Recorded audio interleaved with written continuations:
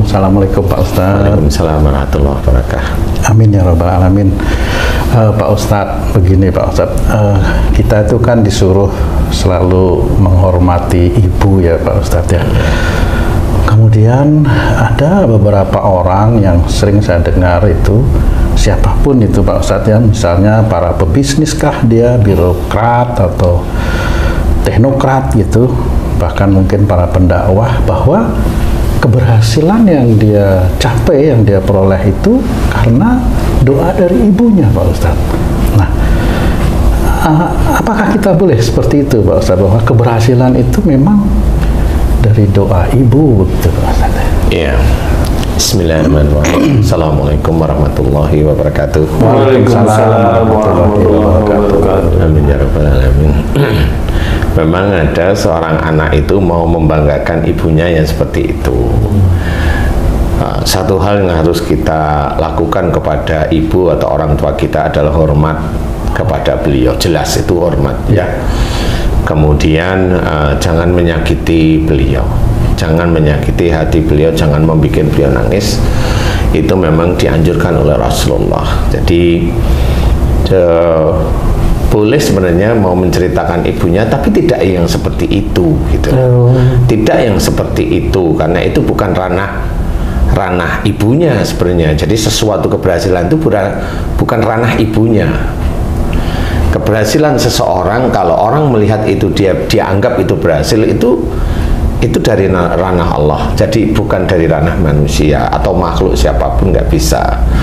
Seperti yang tertulis dalam Quran, ma syabaka min hasanatin fa minallah. Jadi apa saja nikmat yang kau terima itu dari sisi Allah. Jadi tidak ada seorang makhluk yang bisa memberikan nikmat kepada makhluk lain, itu tidak bisa. Walaupun itu ibunya tidak bisa. Tapi ibu saya kan nyusui saya, itu kewajibannya. Itu kewajiban. Iya. Kalau ada ibu bilang, dulu kamu saya susui, dulu kamu saya sekolahkan, dulu kamu saya pintarkan, ini, sekarang kamu durhaka sama orang tuamu. Nah, ini sama. Jadi ibunya bilang seperti itu tidak boleh.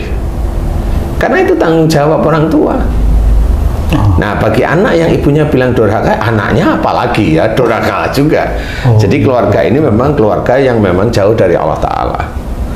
Jadi harus difahami bahwa kalimat demi kalimat itulah yang muncul. Jadi tidak bisa itu disembunyikan.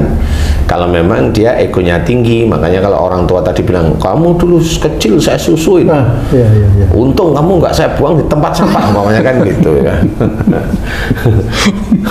Saya sekolahkan sampai pintar. Nah, tidak boleh seperti itu. Pintar itu milik Allah, menyusui itu tanggung jawab, kan seperti itu. Menyekolahkan itu tanggung jawab. Jadi tidak boleh itu diambil bahwa semua yang diberikan oleh orang tua kepada anaknya itu ada dari orang tua itu sendiri, juga tidak boleh. Sebenarnya itu Allah aja. Pak Ustadz, kalau misalnya saya nih, Bu, saya nih kan karena ibu doain sudah berhasil nih saya sekarang nih. Mana anak-anakmu yang lain itu? Wah, itu saya durhaka kepada siapa? Orang tua itu Pak Ustadz. Gimana? Itu orang itu kalau bilang seperti itu, umpamanya di medsos atau media TV atau YouTube atau dan sebagainya, itu orang itu ingin diperhatikan orang lain bahwa dia itu berhasil. Dia itu mau menunjukkan, walaupun dengan kalimat-kalimat yang tidak kelihatannya tidak sombong, tapi kalau menurut saya dengar seperti itu, orang itu sombong. Sombong kalau dia itu merasa berhasil. Sombong yang dia merasa bahwa dirinya lah yang menolong ibunya, kan begitu-begitu aja. Kalau orang yang dia itu tidak mau seperti ini, ya enggak akan bicara seperti itu. Di YouTube kayak, di medsos kayak, atau di TV kayak itu, insya Allah dia lisannya dia akan terjaga untuk tidak bilang seperti itu. Bahwa itu kalimatnya adalah, Bu, selama ini aku kan yang membantu ibu, kan mau ngomong gitu sebenarnya.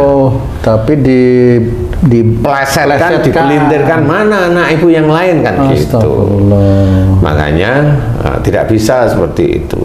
Kalaupun ada seseorang umpamanya yang dia berhasil, dia bilang, ini saya berhasil karena doa ibu saya, kan gitu. Ditanyain aja orang itu, kamu saudara berberapa kan? Oh, iya. Kamu saudara berberapa, kemudian yang berhasil itu siapa saja, apakah ibumu mendoakan kamu beda dengan saudaramu, kan begitu aja pertanyaan normal.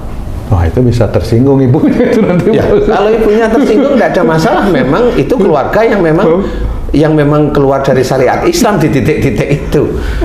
Ya nggak ada masalah dia kesinggung, kan gitu ya. Jadi ini bukan masalah tersinggung, ini tauhid. Jadi kalau orang itu membicarakan tauhid, kenapa harus dimusuhi kan seperti itu? Ya. Kan benar. Kalau ibaratnya ibunya ditanyain, Bu, doanya sama anak yang berhasil sama yang anak yang tidak berhasil sama nggak? Coba ibunya suruh jawab. Jawabnya gimana coba? Sama. Nah, kan sama. Iya. Tapi kenapa yang lain tidak berhasil? Coba. Kalau dijawab gimana? Yang lain anak-anaknya nggak berhasil, yang satu yang berhasil. Coba jawabannya gimana? Kira-kira yang normalnya gimana? Mungkin dibilang kurang berusaha anaknya yang tidak berhasil itu. Enggak, sebenarnya enggak seperti itu. Ya. Jadi sebenarnya keberhasilan dari salah satu anaknya daripada anak yang lain itu sebenarnya ujian dari Allah Ta'ala. Ujian bagi si anak yang berhasil tadi, atau ujian dari si pebisnis yang berhasil tadi, atau ujian dari si pendakwah yang dia merasa berhasil. Nah, kemudian dari dia merasa berhasil itu apa yang dia katakan? Ini dari doa ibu saya. Salah. Berarti dia mengingkari dari salah satu ayat Quran. Ma sabaka min hasanatin faminallah. Itu mengingkari dia pasti. Walaupun dia itu pebisnis, walaupun dia pendakwah, walaupun dia katanya hafal, dia mengingkari ayat tersebut. Nah, kalau mengingkari ayat tersebut apa namanya? Kufur. Ya benar, atau kafir.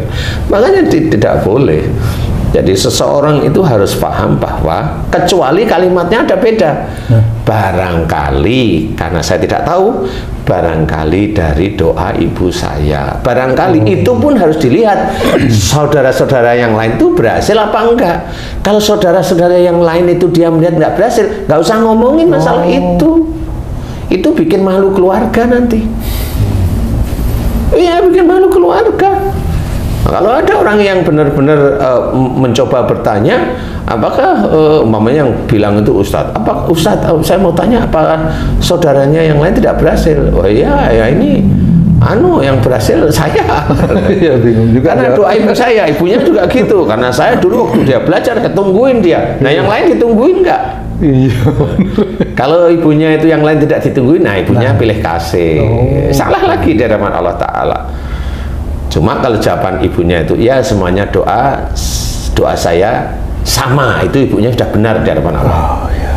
Tapi persoalan Allah itu memberikan ujian yang berupa harta itu tidak pada keluarga semua, di salah satu keluarga, kan seperti itu. Di salah satu anak, maksud saya, salah satu anak. Dan di anak itu bagaimana? Apakah dia memang baik benar? Apakah dia memang pelit benar? Kan tergantung ya. Apakah dia itu ujub, riak, sombong, keluar terus-menerus? Karena dia merasa bahwa dirinya ini karena doa ibunya pada saudaranya lainnya, kalau dilihat-lihat emang nggak sama doanya.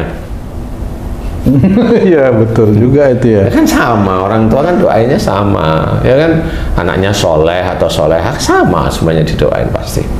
Benar. Nah di titik inilah harus paham bahwa doa seseorang itu adalah ketaatan orang itu kepada Allah. Kalau seorang berdoa itu ketaatan seseorang kepada Allah Ta'ala. Dan kalau isi doa itu baik, itu masuk dia ranah ketaatan pada Allah Ta'ala, karena doanya isinya baik. Masalah dikabulkan doa itu urusannya Allah, bukan urusannya manusia per manusia, atau urusannya ayahku, atau urusannya ibuku, karena ibuku prihatin, karena ayahku juga prihatin, karena ayahku penunggu gunung Lawu, mamanya tidak butuh yang begitu. Semua kenikmatan itu dari sisi Allah yang akan menguji. Yang menguji anaknya yang dia bilang katanya sukses, menguji anaknya yang dia bilang katanya Ustadz hebat, viral, dia bilang bahwa saya berhasil karena doa ibu, dia semuanya akan menguji. Nah, di titik itulah Allah tahu bahwa oh, kamu hanya tahu di mulut aja. Jadi ya, begitulah cara mengamalkan tidak ada Tuhan selain Allah itu.